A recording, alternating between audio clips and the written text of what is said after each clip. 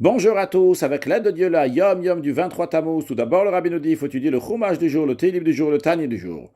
Puis le Rabbi nous dit, en ce qui concerne les parachiotes de Matot et Massé, que des fois ils sont mechoubarim, ils sont rattachés, ils sont lus en un seul Shabbat, les deux parachiotes. Mais des fois, ils sont lus séparément.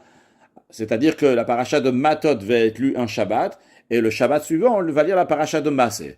Maintenant, le Shabbat après-midi, le lundi et le jeudi, on lit le début de la paracha que nous allons lire le Shabbat qui suit.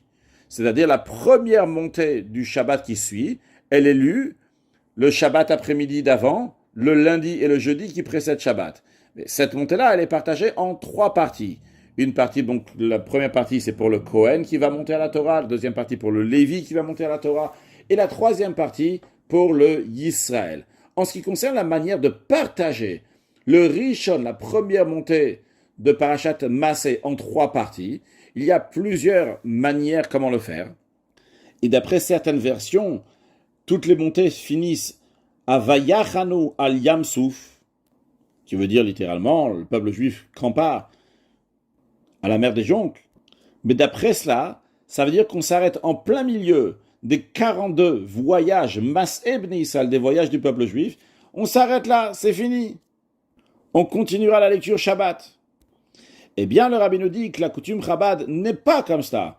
La coutume Chabad, elle est que celui qui monte en deuxième, c'est-à-dire le Lévi, il commence à lire depuis, on lit pour lui, au Mitzrayim et Kabrim, jusqu'à la fin des 42 voyages. Et après, pour la troisième montée, on va lire encore une partie dans la Torah. Quel est le message qu'il y a ici? C'est quand on est au milieu des voyages. Le point de départ, c'est la sortie d'Égypte. Et le point d'arrivée, c'est la terre d'Israël. Il y a 42 voyages au milieu. On va tout lire du début jusqu'à la fin, parce qu'on ne s'arrête pas au milieu de ces voyages. Et c'est pour cela que dans la deuxième montée, celle du Lévi, il y a les 42 voyages. Parce qu'on est en train de voyager pour arriver en Eretz Israël, pour la venue de Mashiach. Il ne faut pas s'arrêter au milieu. Et c'est ce que la Yom Yom nous dit, que pour le Lévi, la deuxième montée, on lit jusqu'à la fin de tous les voyages, toutes les étapes du peuple juif, jusqu'à qu'ils sont arrivés en terre d'Israël, ce qui va nous arriver très prochainement avec la venue de Mashiach. Now, un excellent Yom.